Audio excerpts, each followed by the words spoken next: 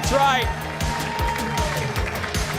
Spring training with Jace continues. I love this series, and thanks to all of you that are emailing us and sending your pictures and stuff. If you're getting moving with us, the grilling season is about to get in full swing, and that could mean bad news for your waistline, but it doesn't have to be. Here to help us with some survival tips, please give it up for our spring training trainer, Galen Wood, everybody. Hello. Hi, buddy. Clap for yourself.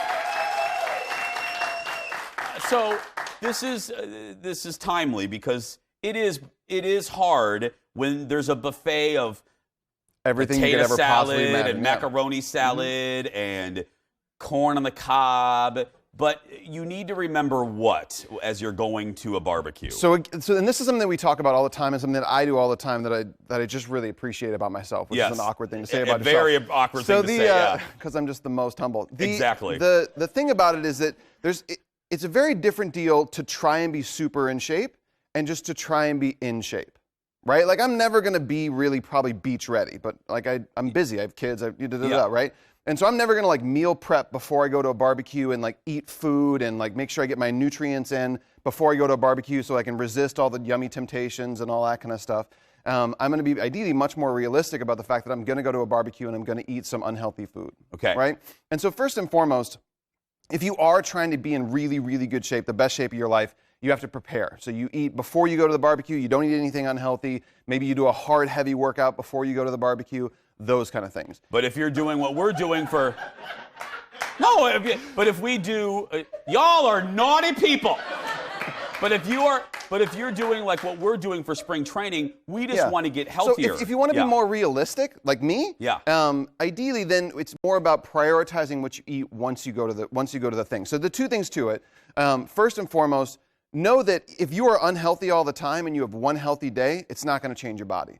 And vice versa, if you're healthy most of the time and you have one unhealthy day, like let's say you go to Disney World and maybe not making quite so many choices. I'm not saying, like I'm asking for a friend. So actually you did great. I did well. Yeah. But if you can't razz your friends on national TV, why not? Who can? Right? So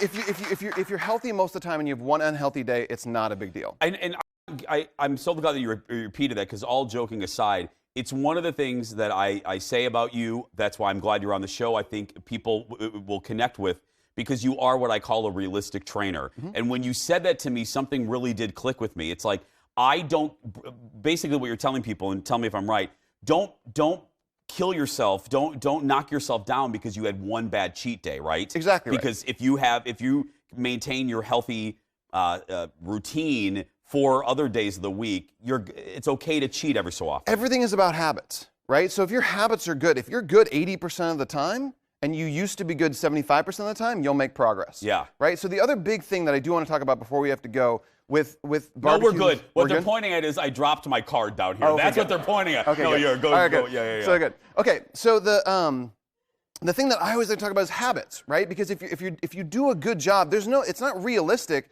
that, like, my kids made Rice Krispie treats. I love Rice Krispie treats. They're one of my favorite things. Those and s'mores, just a marshmallow thing. Yeah. I don't know. I had like a chunk of Rice Krispies that's probably big enough to give a small child diabetes, right? Like, it was huge. And you wouldn't probably think that you as a trainer would do that, but you did, yeah.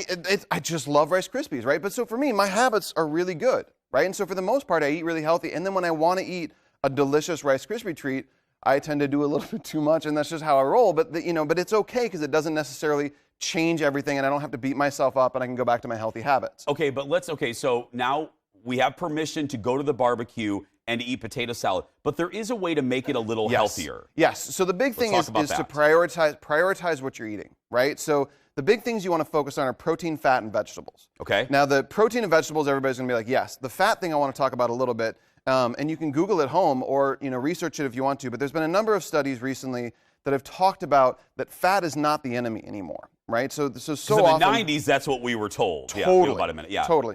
And so fat actually helps to fill us up, which helps us to make better decisions. I think we've all had the experience of we're starving and we haven't eaten all day, and then all we really want is a Twix bar and potato chips. And so if we don't eat all day and we show up to a barbecue, what are we going to eat?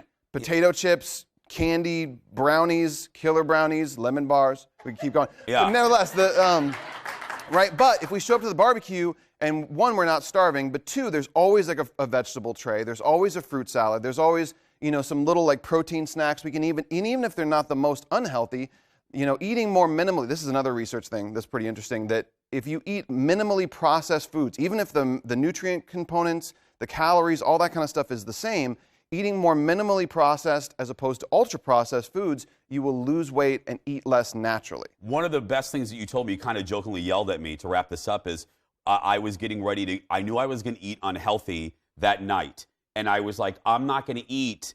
Yes. I'm not going to eat breakfast because I'm saving my calories. You said, don't do that, ding dong. Make sure you eat, because then when you get to that location at night, at 8 o'clock at night, you're not eating a buffet of pizza. Exactly. But and again, it was another thing that kind of clicked with me. Exactly right. And so when you show up at the barbecue, look at, here's the healthy things I can eat, and focus on eating the healthy foods as opposed to not eating the unhealthy foods. The other piece, one other thing, I will wrap you if I need to. Yeah. Go for a walk and be active. Yeah. Right? That's the other piece about barbecues. There's always something going on. Walk around, be a little bit more active. It actually makes a difference. Galen Wood, everybody. Here's the deal. If you have questions for Galen, he's really, I will wrap you, girl. He's really easy to get a hold of. You can find him at askgalen.fit. And he'll answer your questions. You can sign up to work with him. But let me tell you, he has changed in 3 months. He has changed my life, really. He's gotten me back on track, and I'm very grateful. I'm trying not to cry there, yeah.